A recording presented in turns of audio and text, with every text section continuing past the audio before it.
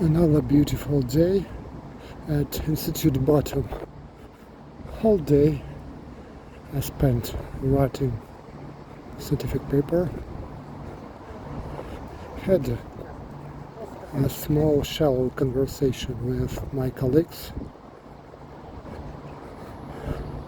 Drank the tea, and that's it. While the people sitting here have a rest at this park, I spent all my day at office,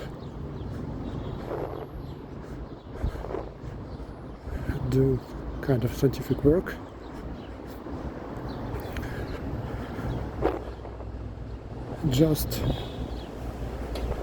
I have feelings so that just several days ago we talked about that week is almost over, but it was 1 week ago. 1 week passed and now another week almost over. So week by week, day by day, my life is past.